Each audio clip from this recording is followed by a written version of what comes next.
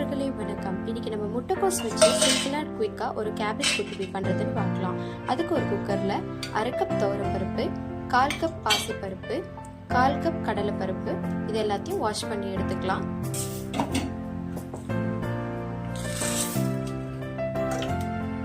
இது வாஷ் பண்ணி முடிச்சதுமே நான் 200 கிராம் கோஸை கட் பண்ணி சேர்த்துருக்கேன். இது கூட நான் 2 தக்காளி கட் பண்ணி சேர்த்துக்கிறேன். கொஞ்சமாக சின்ன வெங்காயம் ஆட் பண்ணிக்கலாம். மஞ்சள், காரத்துக்கு ஏற்ப மிளகாய் தூள், தேவையான அளவு உப்பு, கொஞ்சமாக ஆயில் விட்டுக்கிறேன். நம்மளுக்கு ஒரு நல்ல மேஷ் சீக்கிரமாக வெந்துடும். ஸோ இதெல்லாம் மூழ்கிற அளவுக்கு தண்ணி ஊற்றி இதை நான் ஒரு 4 விசிலுக்கு வேக வச்சு எடுத்துக்கிறேன். இது வேகிற கேப்பில் இதில் நம்ம அரைக்கிறதுக்காக கொஞ்சம் தேங்காய், சீரகம், அப்புறம் பச்சை மிளகாய் இதை விழுதாக அரைச்சி எடுத்துக்கிறேன். விசில் வந்துருச்சு.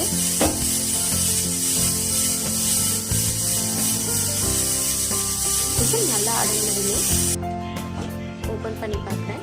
ஸோ இது நல்லா வெந்து வந்திருக்கு. இது ஒரு கரண்டியில் வச்சு மேஷ் பண்ணாலே போதும்.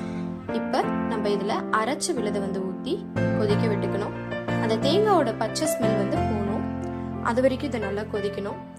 இது கொதிக்கிற ஸ்டேஜில் நம்ம தாளிப்பு ஆட் பண்ணிக்கலாம்.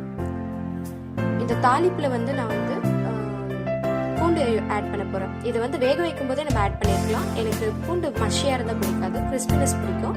ஸோ நான் இதில் ஆட் பண்ணிக்கிறேன். ஸோ தாளிப்பில் எண்ணெய், கடுகு, கடலைப்பருப்பு, உளுத்தப்பருப்பு, சீரகம் நம்ம அரைக்கிறதுலே அதிகமாக யூஸ் பண்ணியிருக்கோம். ஸோ இது ஒரு சிட்டிகை மட்டும் நான் இதில் போட்டிருக்கேன்.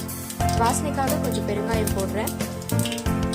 காரத்துக்கு மிளகாய், நான் எல்லா தாளிப்புலையும் மிளகாய் போட்டு பழக்கம். ஸோ நீங்கள் போடுறதா இருந்தால் போடுங்க, அது உங்கள் விஷயம். மிளகாய் போட்டால் பெட்டர், நல்லாயிருக்கும்.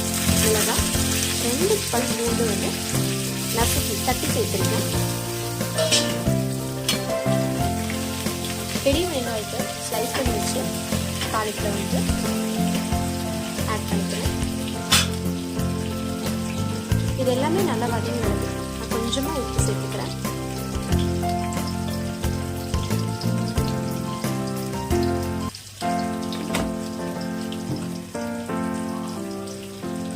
இந்த உப்பு சேர்த்ததுக்கு அப்புறமா நம்ம காரத்துக்காக ஆல்ரெடி நம்ம மிளகாத்தூள் போட்டிருக்கோம்.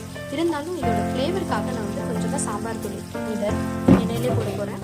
எண்ணெயில் மசாலா ஆட் பண்ணும்போது நம்மளுக்கு ஒரு நல்ல ஃப்ளேவர் கிடைக்கும். ஸோ நான் இதில் சாம்பார் தூள் கொஞ்சம் ஆட் பண்ணிக்கிறேன். இந்த எண்ணெயில் சாம்பார் தூள் பண்ணும்போது நம்மளுக்கு ஒரு நல்ல மனம் கிடைக்கும். இதில் நம்ம லோ ஃப்ளேமில் வச்சு செய்யணும், இல்லைன்னா கரிஞ்சிடும். இது நல்ல வாசனை வந்ததுக்கப்புறமா நம்ம ஸ்டவ் ஆஃப் பண்ணிவிட்டு இந்த தாளிப்பை நம்ம கோஸ் கூட்டில் ஊற்றிக்கலாம். இந்த மாதிரி குழம்பு வகைகளுக்கு நம்ம சேனலை ஃபாலோ பண்ணுங்கள்.